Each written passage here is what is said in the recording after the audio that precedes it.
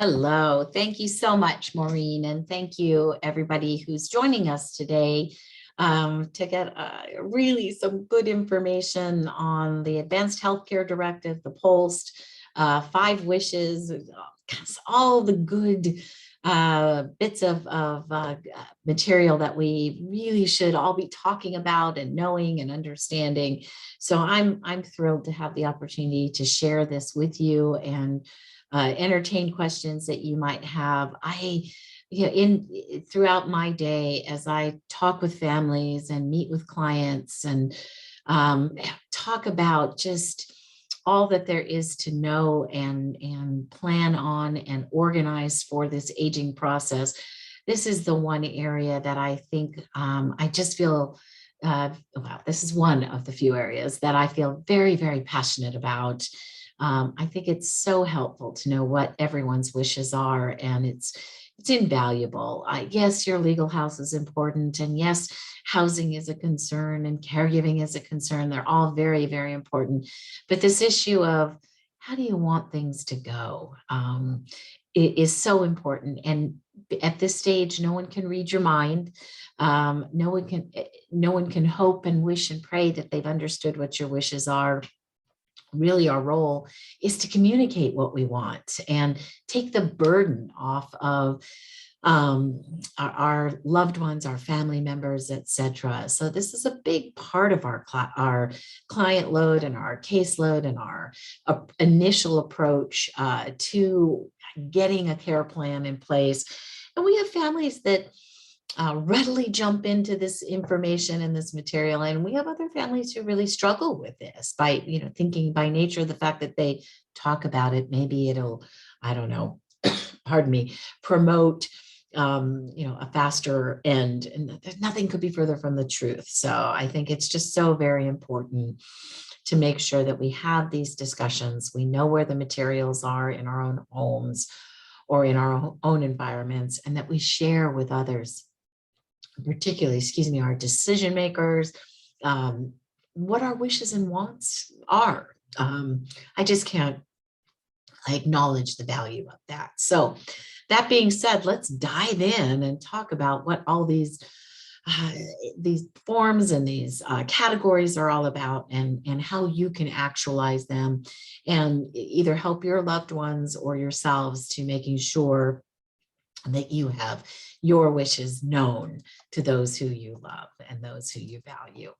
So a couple of learning objectives here. We're going to talk about just what is an advanced healthcare directive, and why is it so critical or valuable and important to have in your repertoire. And I'm going to contend that it's not the only thing you should have in your repertoire. I think it's really an important document because it is actually perceived as a planning document.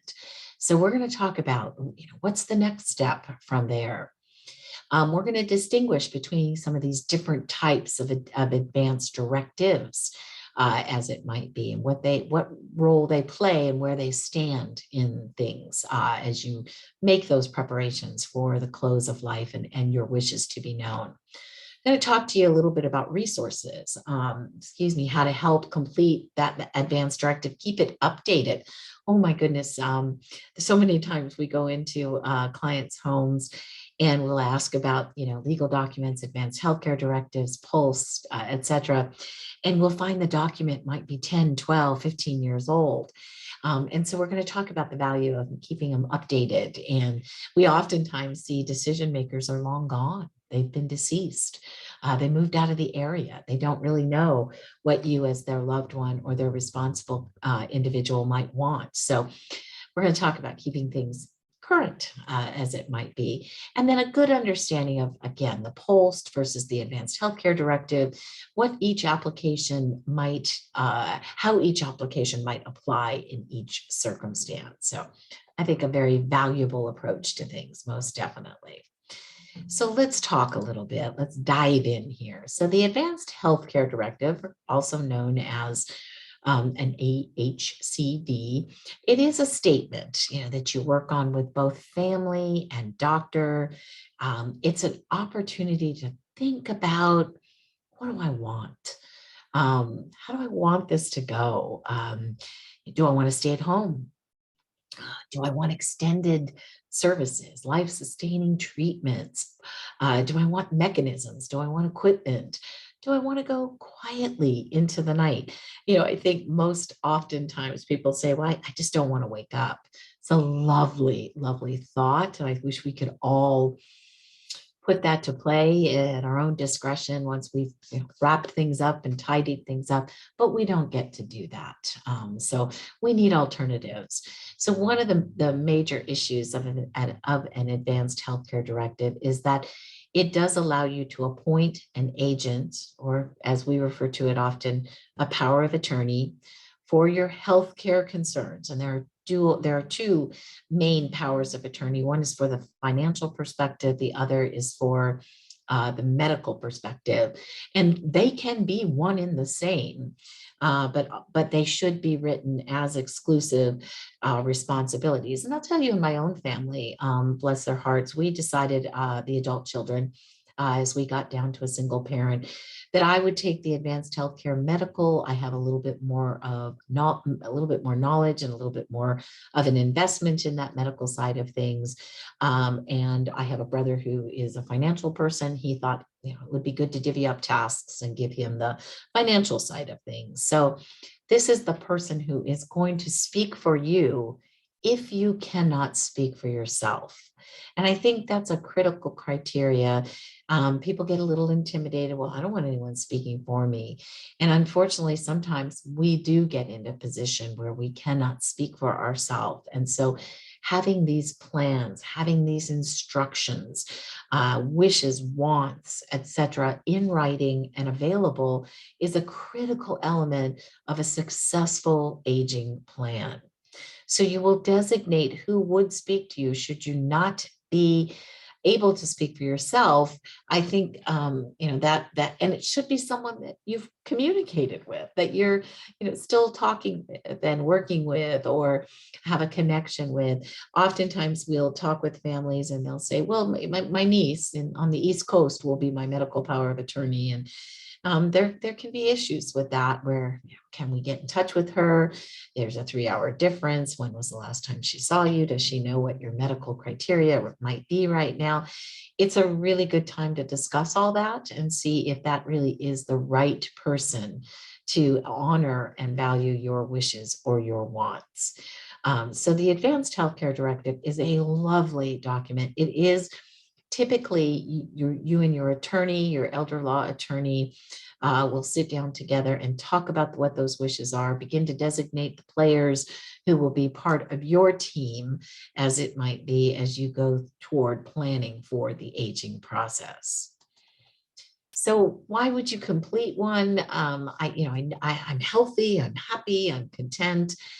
We don't ever know when that accident or health crisis might happen. So it is a really good idea to have it in place earlier rather than later. The last thing you want to do is be scrambling and wondering, oh, I wish I could read their mind. Oh, I wish I could go back a day and just ask them, what were your wishes?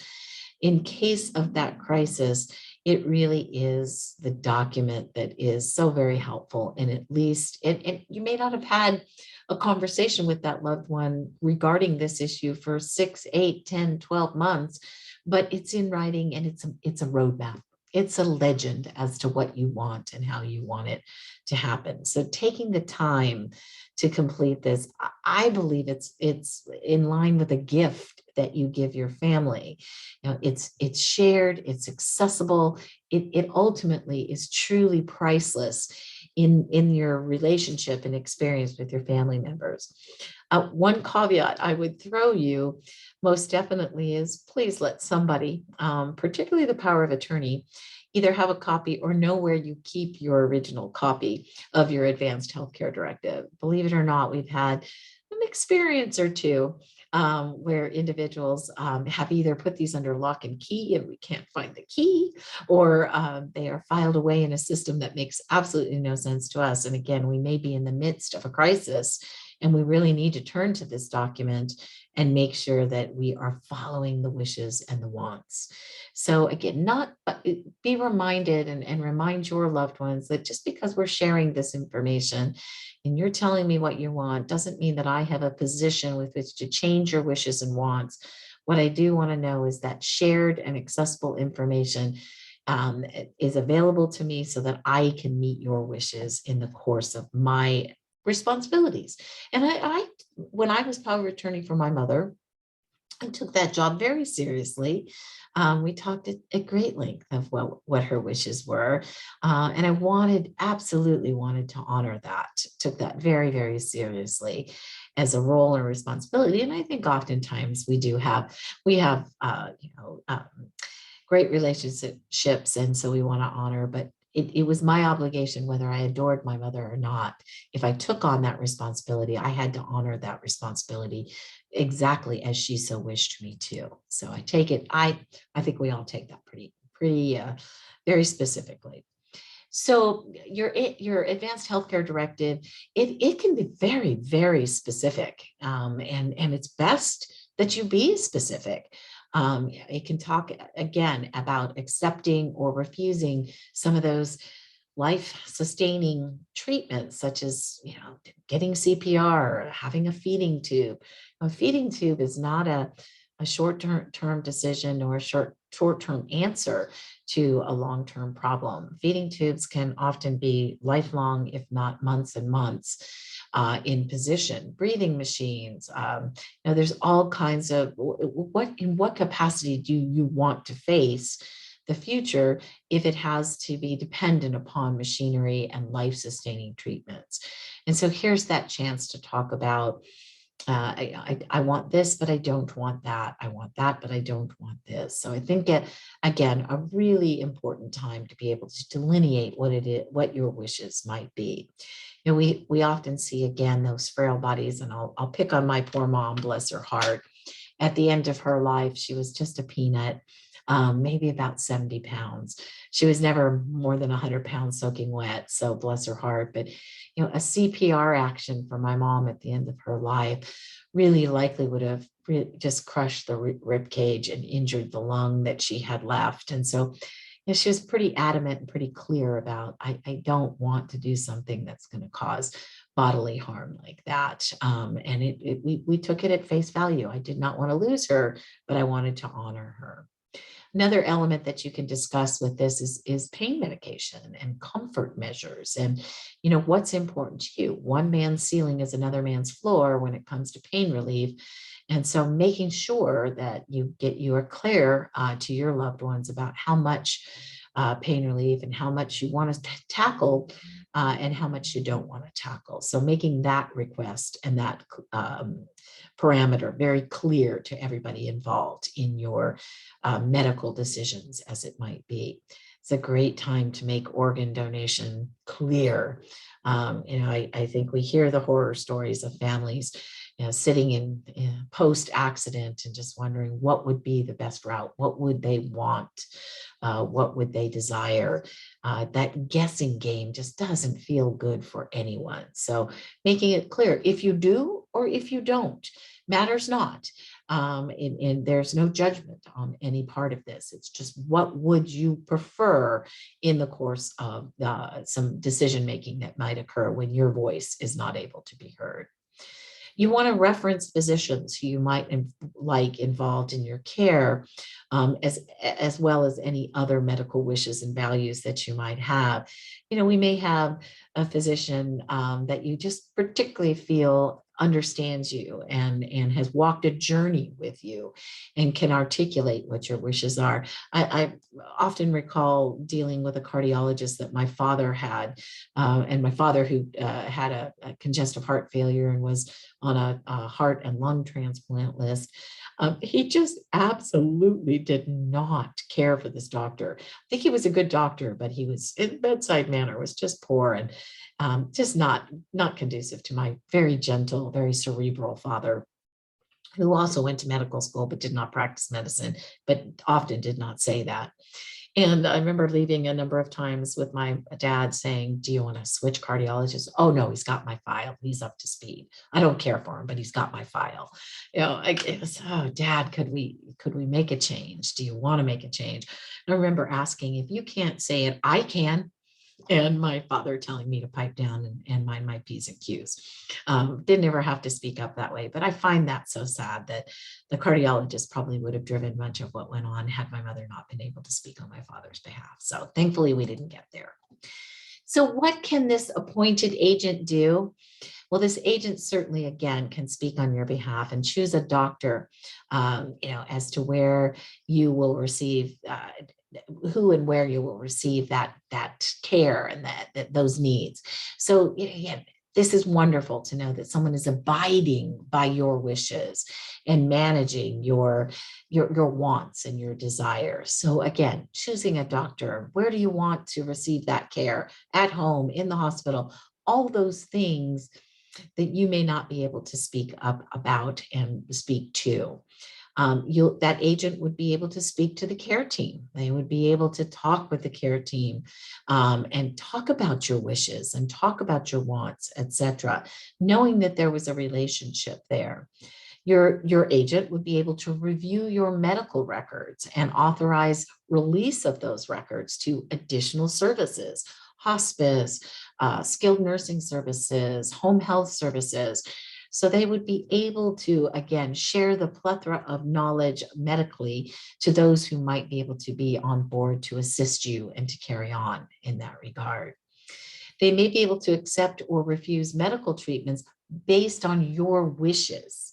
So they cannot go rogue. I think sometimes people worry, particularly our seniors, that, oh, if I appoint my son, I think he might just send me off to, greener pastures well before his time. Not really the position. It just means you have some responsibilities and some decision making based on guidelines that have been shared with you created by the wishes and the wants of the individual that you're standing up for. And they may be able to make clear what those arrangements were that you had decided upon before you pass away. I just, again, there's a whole nother world out there and presentation we could do in regards to the complete and total end of life and making those wishes and wants known and lined up. I can't tell you the number of times we scramble because families just don't want to talk about this. And the end comes, and then we're trying to make quick decisions that meet their lifelong history and their lifelong desires. And we don't get the joy of their guidance in all of that. So there's a couple of different advanced healthcare directives. Definitely would like to share those with you. So here is the advanced healthcare directive. You, again, name an agent. It is not, you get the full instructions for whatever your healthcare wishes might be. The organ donor status, yes or no. It is a wonderful planning document. I think that's an important element. But again, we get, in this case, we get, this is a legal document. It's a planning document. It is not really an action document, particularly in crisis. So you have your witnesses who sign this. The doctor does not necessarily sign this. The doctor would like this in their scanned into their system, but the doctor really truly isn't the individual who is actually overseeing this and signing off and saying, yes, I completely agree with this and let's move forward. Again, it is a wonderful planning document, and it can be anywhere from 4 to 5 to 6 pages full of your wishes and your wants and your direction on how you want things to go for you. What it will not ever be is, in the midst of a crisis, a reference document that anyone would have to spend any concerted amount of time in an emergency to refer to. Because it's going to be multiple pages, individuals are going to bypass this, and particularly emergency response individuals are going to bypass searching for this document and slowly but surely reading through this document to try to get direction. They are brought to the home or the facility without specific, clear, uh, in front of them directions, they're going to save lives because that's what they're charged with. So they're going to jump in and do what they feel is best without a lot of dissertation or discussion about, I think there was an advanced care directive, and I think it's in their third drawer. Oh, no, it's in their fourth drawer. By this time, we're losing the patient. So they're going to jump in quite quickly and act on the job that they've been called to act upon. Now, there's another document called Five Wishes, and this is a wonderful tool, and we really encourage you to investigate. You can see them at fivewishes.org. This is again, another type of advanced healthcare directive, and it is very customizable. It does have 5 wishes, and within those wishes, you are able to talk quite a bit about your specifications that you would like for your passing, for your latter part of your life, as it might be. You would also name an agent, and that agent would then defend the 5 wishes that you have specifically focused on. The 5 wishes are instructions for health care, of course, but note there, and you can see that they are also going to address your comfort. I think I would take it a step further and say they will address your spiritual and your personal wishes, your emotional wants and desires. And that's where they are a bit differentiated, between the Advanced Healthcare Directive, which is much more cut and dry, but the 5 wishes are going to talk about that emotional side of your close in life. And so it's a really lovely document from that perspective. Again, names an agent, is legally accepted and acknowledged, but it gives you that additional element that I think is so very valuable in many ways. Gives you some personal preferences for end-of-life care, and it'll guide you to that. And so you can address those personal issues and those personal preferences as you get toward the end of life. And it does, again, like the Advanced Healthcare Directive, it requires some signatures and some witnesses. There are, it is acknowledged in a number of states, not every state across the nation. It is acknowledged very thoroughly here in the state of California. So again, I think it's a great document for those of us who do live in California. It is a wonderful document, and it is something that, again, your doctor would acknowledge and appreciate. Doesn't need a physician's signature, but again, another document that would be good to deliver to your medical delivery system, so they would have that in place as well, along with your Advanced Healthcare Directive, and another document we're going to talk about in just a minute. So here's an example of the 5 wishes. And again, we're just giving you kind of a taste of what that might be. You can go to the website, 5 Wishes, www.fivewishes.org, and see this in much more detail. They reference it as the 5 Wishes, also Advanced Healthcare Directive form. But it gives you some good instructions. What I particularly love about this organization is those 5 wishes that they note there, that you can see. Wish number 1 being the person I want to make my care decisions for me when I can't. This person, there's some criteria. So it isn't that you can just pick anyone. As an example, they must be at least 18 years or older. They cannot be your healthcare provider. So you can't turn to your physician and say, please make my decisions for me. It can't be a spouse or an employee of a healthcare provider, et cetera. So again, there's some finite wishes and further differentiations you can make in all of these criteria. That you can see that number 2, the kind of medical treatment that I want or I don't want. And what I love is what I don't want. In case of an emergency, I want this. In case of a prolonged illness, I don't want this. So I do love that second wish so very much. Third wish, how comfortable do I want to be? It talks about pain management and, other comfort circumstances, other symptoms, and how to manage. So I think wish number 3 is, again, another element to be addressed. and so very critical. And you can personalize that. Number four, how I want people to treat me, or how I want others to treat me while I'm being cared for. And I think this is just a wonderful, I don't think we think about this, but do I want one-on-one contact? Do I want people visiting? Do I want different treatments? Do I want music? Do I want clergy? Do I want, what is it I personally want? And what do I want others to do for me when I am in that circumstance? So I think, wish number four is really wonderful. And then number five, what do I want my loved ones to know? So this gives us that authority or that opportunity to open the door to talking about a plethora of options.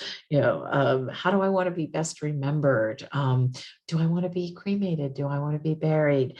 Again, do I want a service? Do I want forgiveness? Do I want to be able to talk about things? I know as we were at the close of my mother's life, my oldest brother, who was a pill growing up, turned into a nice gentleman, but certainly a pill. He was all about wanting to get apologetic to his mom at the close of her life, our mom, about things. And she wanted to go there. Some people don't want to go there. It may be too little too late. So this is your chance to say, I want to make amends, or I don't want to make amends. This is not the time. So it really gives you that personal, emotional touch to things. So I'm quite fond of this document and this system and this services. So I really implore you to take a deeper dive into 5 wishes, if you will, and the Advanced Healthcare Directive, both invaluable, and both carry a little different weight. Again, both acknowledged as advanced healthcare directives, as it might be. Here's another form. I think this is a critical one, and it's used in particular circumstances, and so it should be really referenced and understood quite well. It is typically a pre-hospital form. So hospitals will ask, do you have some decisions made? Again, they're not going to ask that in the middle of a crisis. You're in a car accident, and they're not going to be able to say, excuse me, Gail, can you wake up for a minute and tell me if you're a DNR?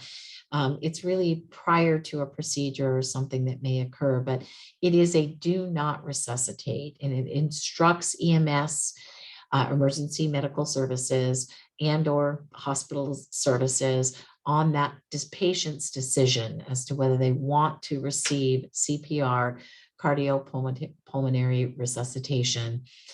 It does need a physician's signature. So now we're beginning to see the differentiation between these different systems and forms and the value of each and every one of them.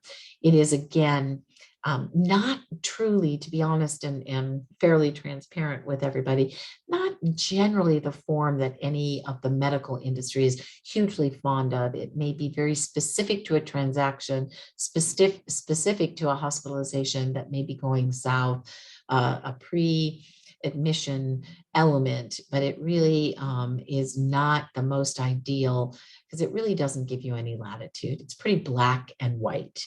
And again, it needs both the patient's signature and the physician's signature. You can see there we reference the POLST as a potentially more preferable document or tool. So we're going to go into that in just a minute. But again, if you're looking to really cut to the chase and be very, very black and white, this would be an excellent document. And again, unless it is seen by emergency personnel on site, no matter where you are, or it is properly ensconced in a medical delivery system, which we know we can't always depend on. Pardon me if I'm offending anyone from a medical delivery system, but again, they're not going to spend a tremendous amount of time trying to search their files to see what your thoughts were on a do not or DNR status. So good tool, may not be applicable in all circumstances. So again, I implore you to really dive in and look at all of these documents and get an understanding of what you feel might be the most beneficial document for your purposes. So let's go on to one of my truly favorite documents, and I'm just I think if there were money in a POLST, in advertising for a POLST, I might be a wealthy person, because I'm just really constantly an advocate for this, because I do think this is a positive document. It really does help clarify, and it's got room and latitude to make some specifications that specifically to your desires, your wishes, etc. It is, as you can see, the physician orders for life-sustaining treatment. So the acronym is POLST.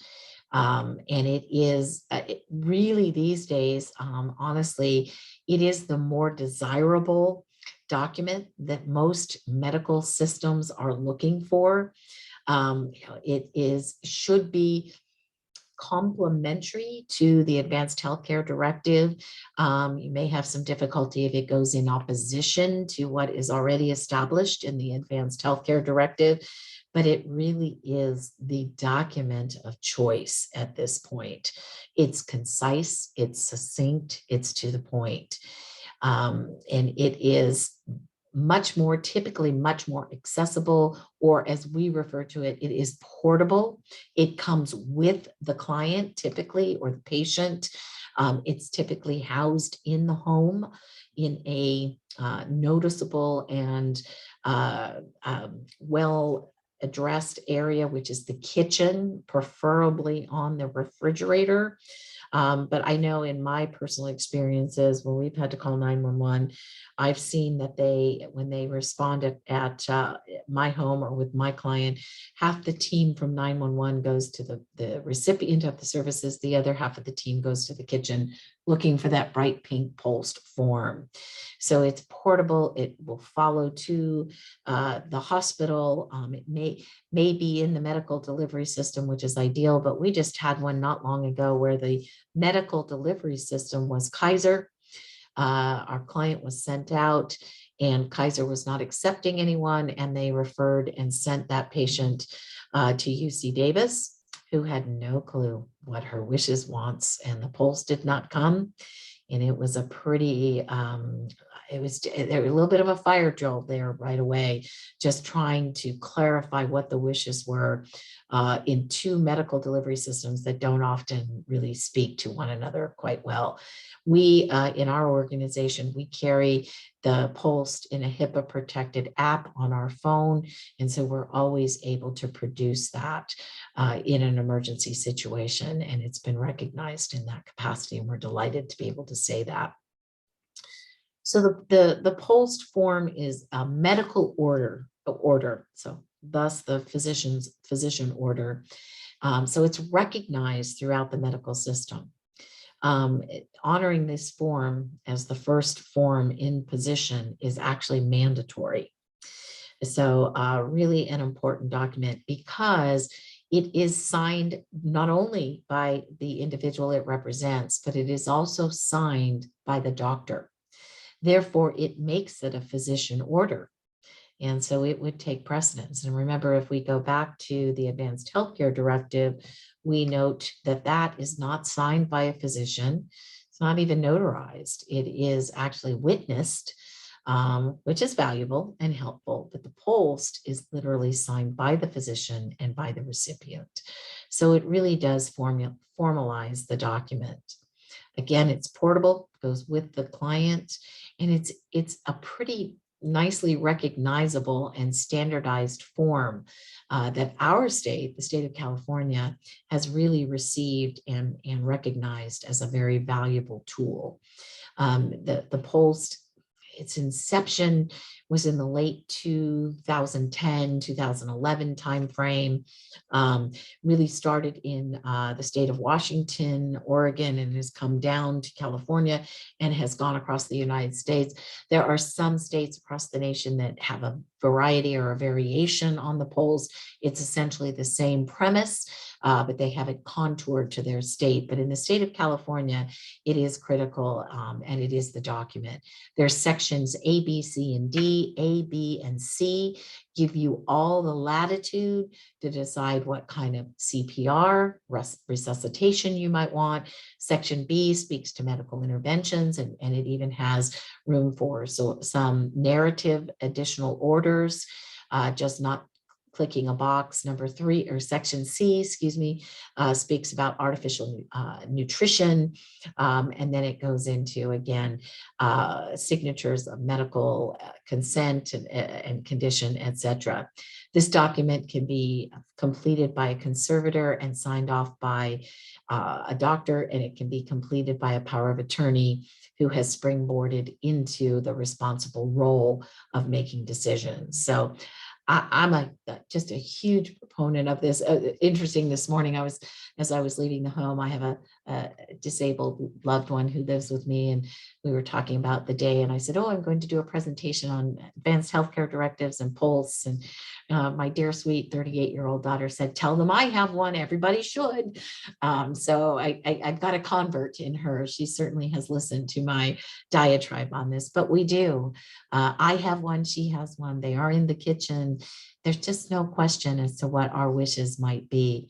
I don't think you're ever too young to have a POLST, but I know that that is a difficult thing for some people to accept. We accept it readily. We don't have the healthiest individual in our home, not me, my daughter.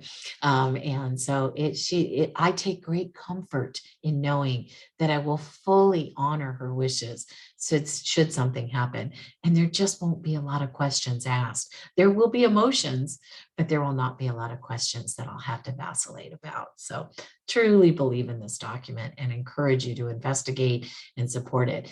One other quick thought on this, and I apologize, we don't really have the backside visualized here. It just took up too much room, but the POLST is front and back in this pink color. And the back side must be completed as well as the front side to make it truly legal. And the backside is very minimal.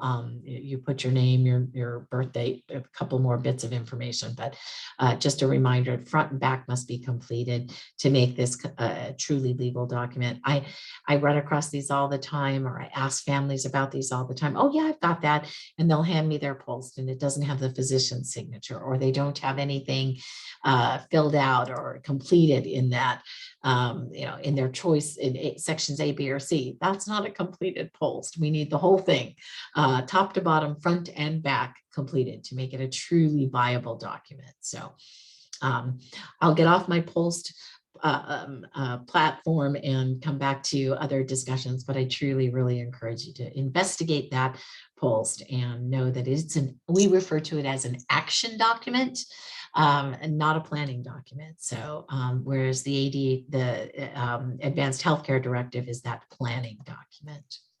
So who benefits from a POLST? It's an art, not a clean science. I think everybody benefits from getting the opportunity to make their wishes known. But the determination is more about your gut feeling and your desires and your wishes. There is no age limit on this.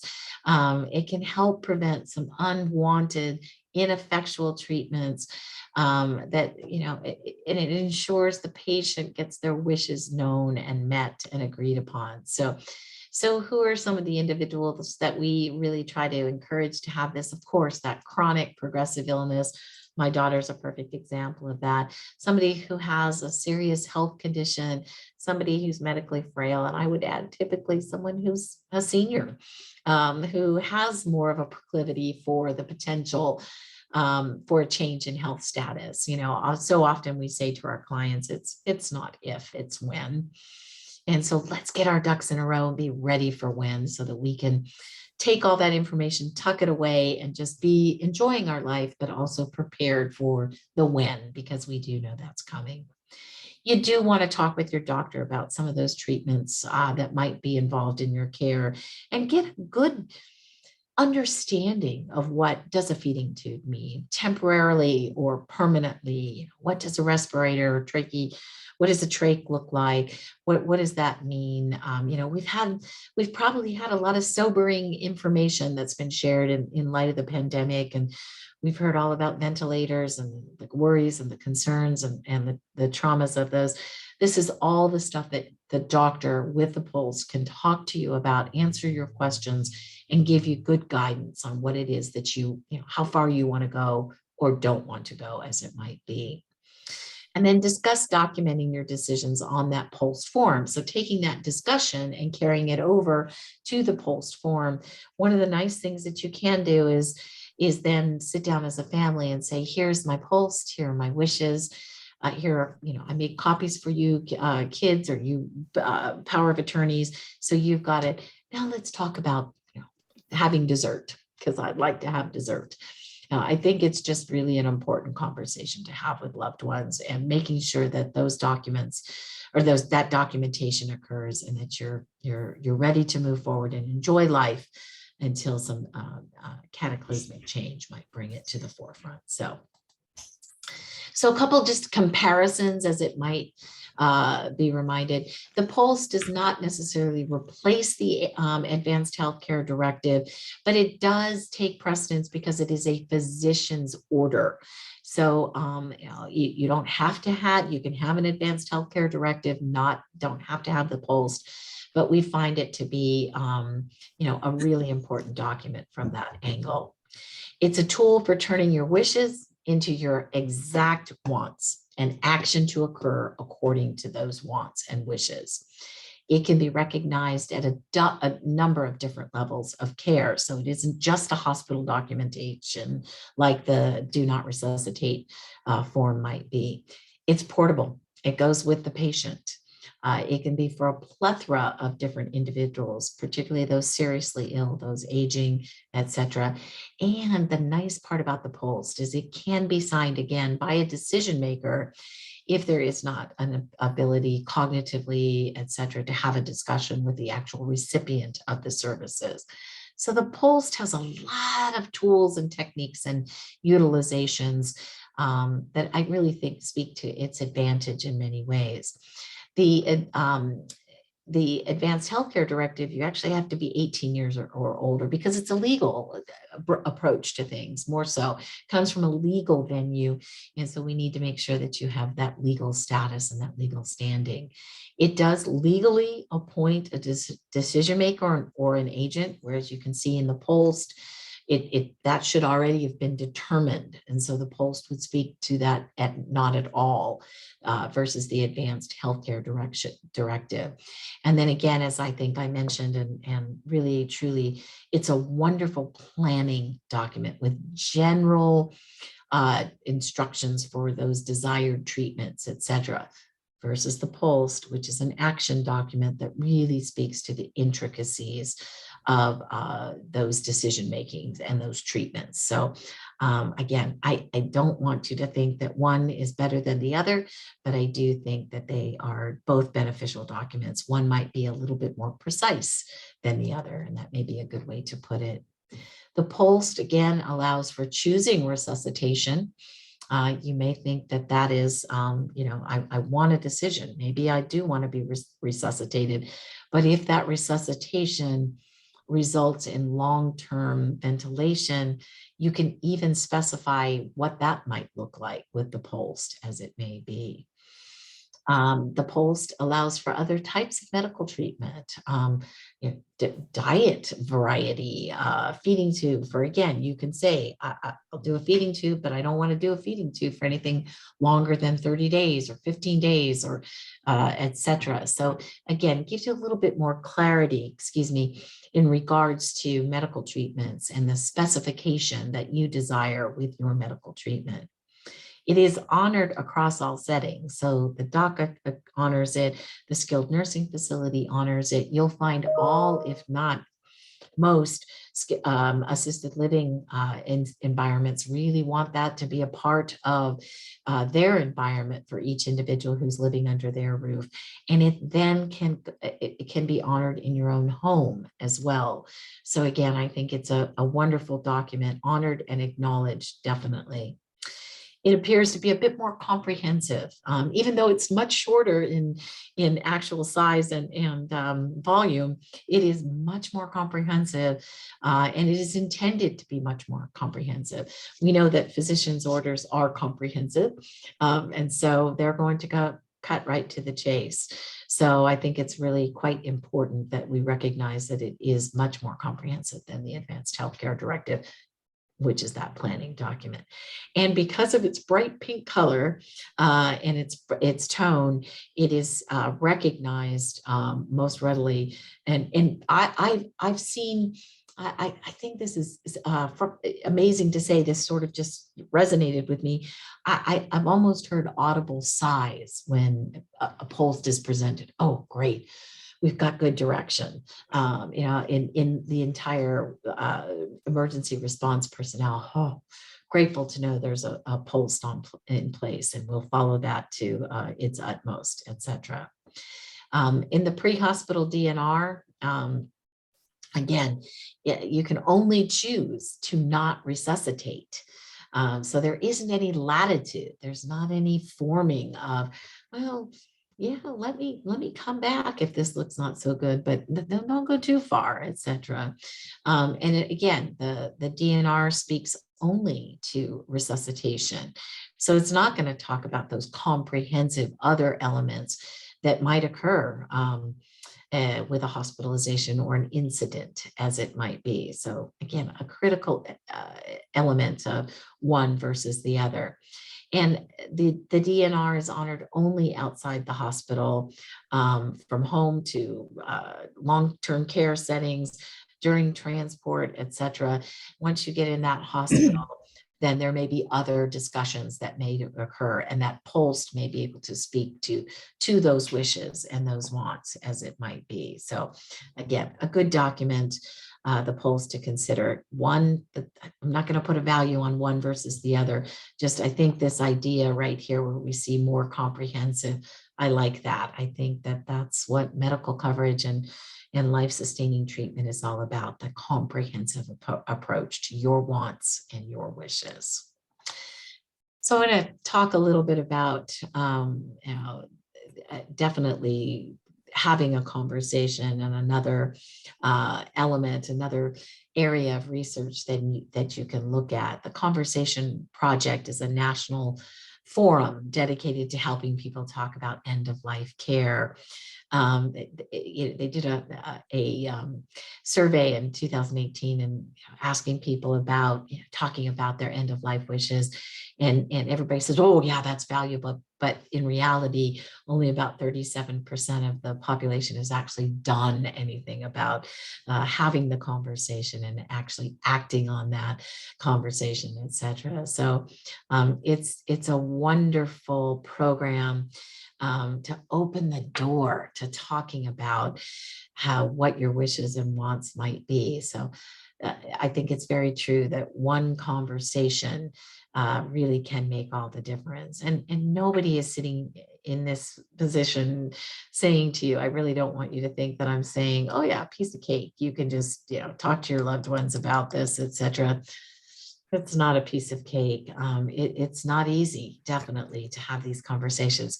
They're heavy. Your heart is laden with emotion and concern.